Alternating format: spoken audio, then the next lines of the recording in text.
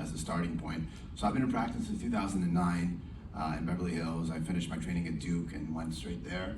I knew early on that I had to sort of set myself apart from my colleagues there. It is arguably the cosmetic surgery capital of the world, so it's hard to set yourself apart just doing cosmetic surgery. So a few years after that, in 2013, I essentially focused the majority of my practice in the reconstructive management of hidradenitis. And up to this point, I've done about 700 cases.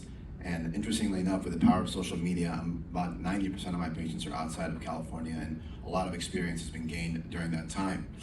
So what are my surgical indications? You know, I don't have any absolute indications, but I sort of look at the patient collectively. Most of the cases that I see are Hurley stage 3, and for those of you not familiar with the Hurley classification, I've listed a basic one right there. So most are stage 3 and some stage 2s. And like our dermatology colleague said, I mean, it's important to look at the whole patient and make sure that you're not focusing only on one of these things. But I think, you know, failure of medical management, failure of prior surgical management, looking at how severe their pain is, and I also take in the patient's mental health. I think we can't discount that. And you know, if they've failed everything and they've come to me, which really is often the case, I'm sort of where the buck stops for them. You know, if they're a good surgical candidate in the setting of all this, we proceed. In terms of location of disease, you know, those of you that treat HS, you know, the most common area is the axilla, followed by the groin, and the breast and buttocks are also common areas. These are all actually patients of my own. So a couple of preoperative pearls. Every patient, regardless of how old they are, I get medical clearance. I don't like to have any surprises. I have them stopping their smoking if they do smoke for 6 weeks, and you know, we all know that those of us that treat HS, that smoking definitely is a trigger for their flares, and in terms of healing, obviously, within the world of plastic surgeries, nicotine is a big no-no.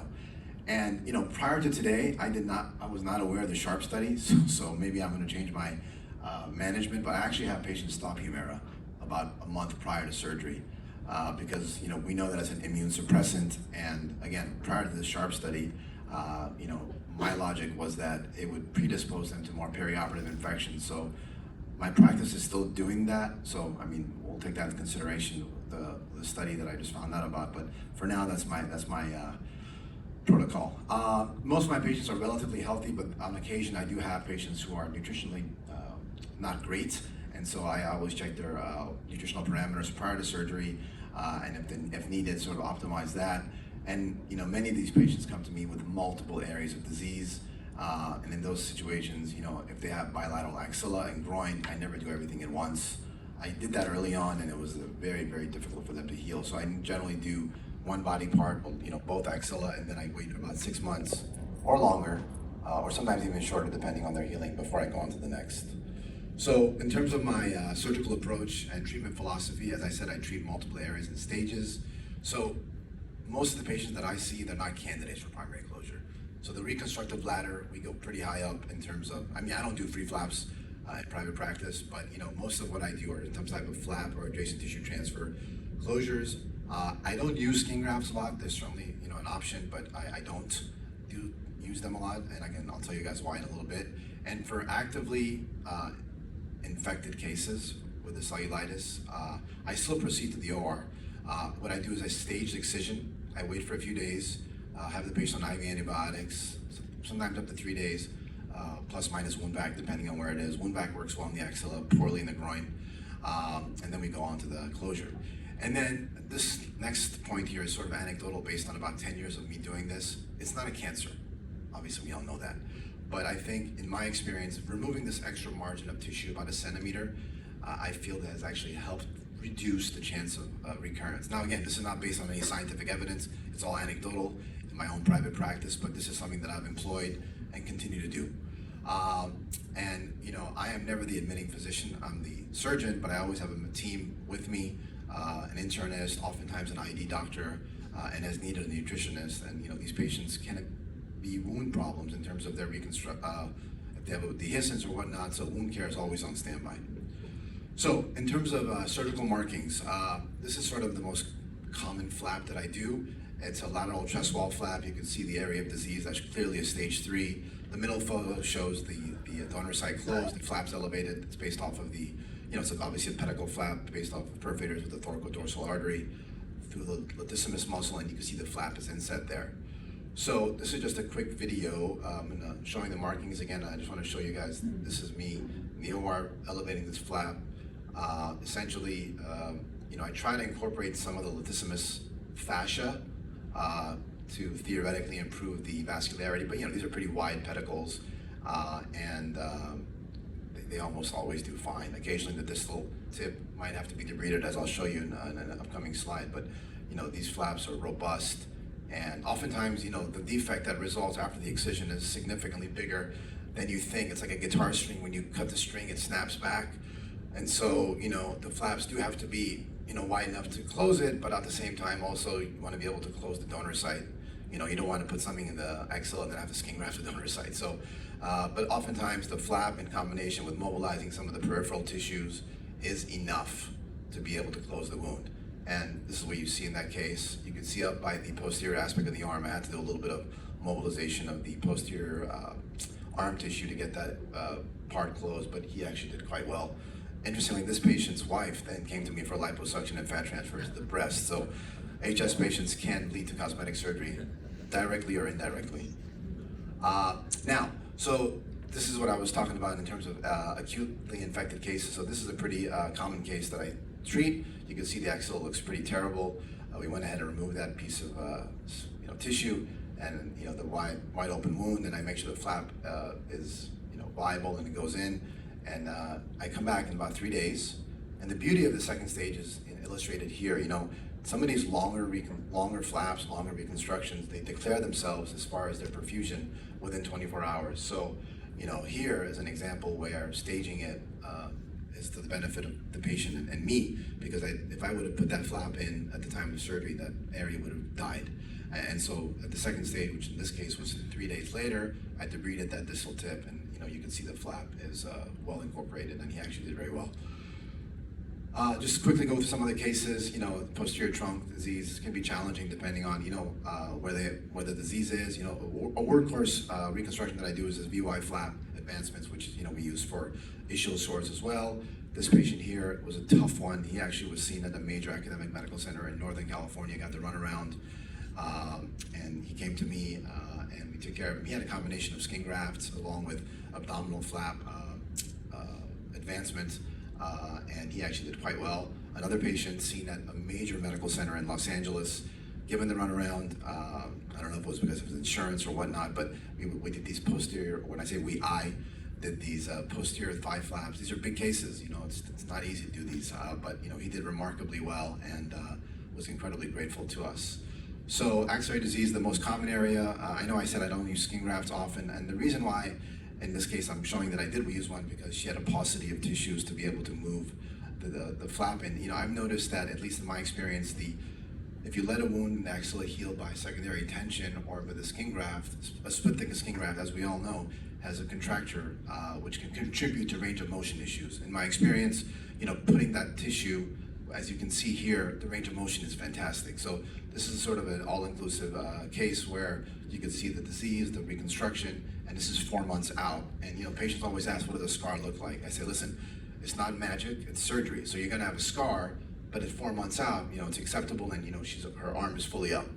Sometimes the range of motion needs a little bit of therapy, but bringing this supple tissue in there, in my opinion, humble opinion, is superior to a skin graft.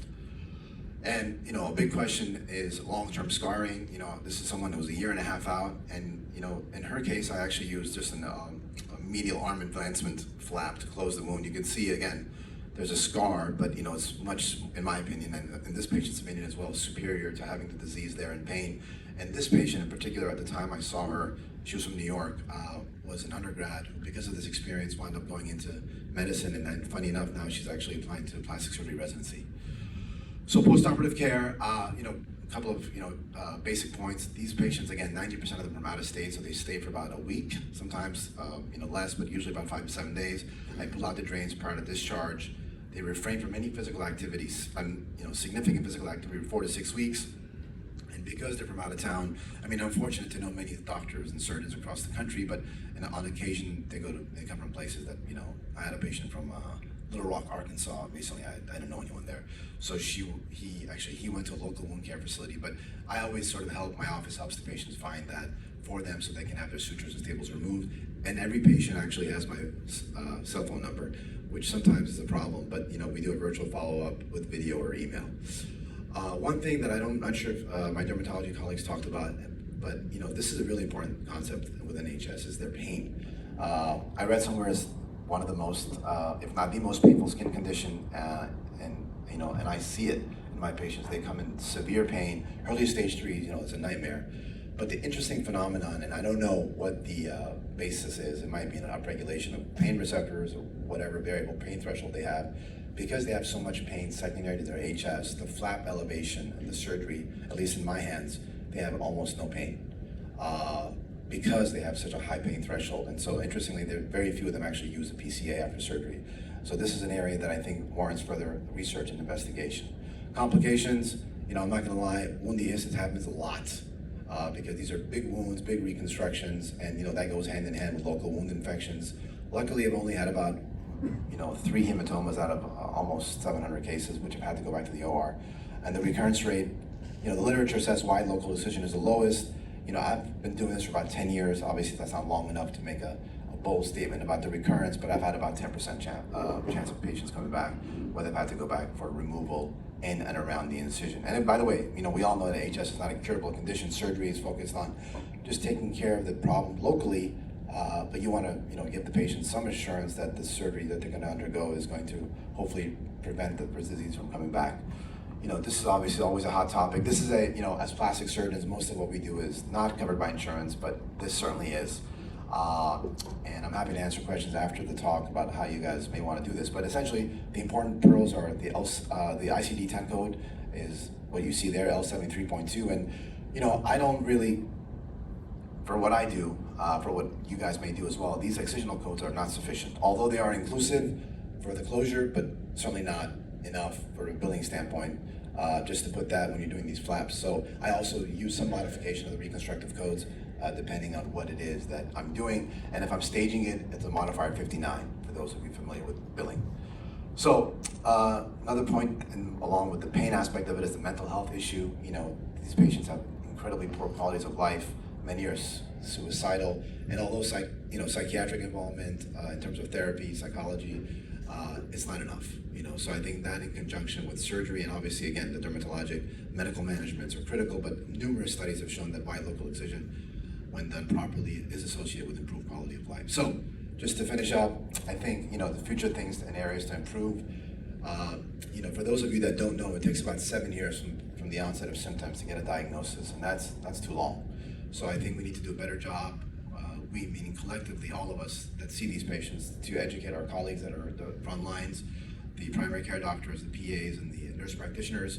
And I was fortunate that at Duke, hidradenitis was an important part of our training, but I don't know if it's a sexy enough disease to get enough attention. I think I want to thank Dr. Chu and the rest of the committee here for bringing this to light. I think like most things in life, you have to raise awareness to it until there's a solution to it. So I think greater emphasis in the training programs is another key. And I'm fortunate in Beverly Hills to have dermatology colleagues that are very collegial and want to share patients, but there are areas where that's not true. And the other thing is, we have multidisciplinary boards that treat breast cancer, right? And all of you at the panel here are academics. Unfortunately, I'm not, so I don't have the luxury of having a multidisciplinary board. But some of these challenging cases, like a full breast HS, are you going to do a mastectomy for that? I don't know.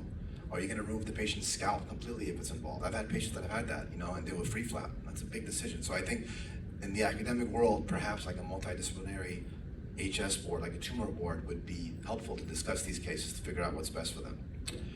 And so just to summarize, so my HS practice now, right around 700 cases. Most of these people, because of social media, have been able to find us and come to us. And for those of you that treat these patients, know that they are amongst the most grateful of all patients. And I'll leave you with this one last quote. There are only 2 people that need to be proud of you in life. It's not your mom or dad. It's not your spouse or your children. It's your 8-year-old self and your 80-year-old self. So I just turned 50 last week, and my 8-year-old self, I think, will be very proud, as I'm sure they would be for all of you. But I think, I think about myself in 30 years, and I look back and want to see what's my legacy. And being in the cosmetic center of the U.S., in Beverly Hills, it's hard to sort of just be a unicorn, but that's what I am. And I'm incredibly dedicated to these patients, and I've found an incredible niche. And I think that as long as I can continue to do these cases and be reimbursed for them, you can't do these for free, obviously. They're big cases to do by yourself. I think it's a legacy that I hope to leave. And again, hopefully, with the awareness that's being raised by this particular session and future sessions, there'll be more people within our specialty taking care of these patients. Thank you.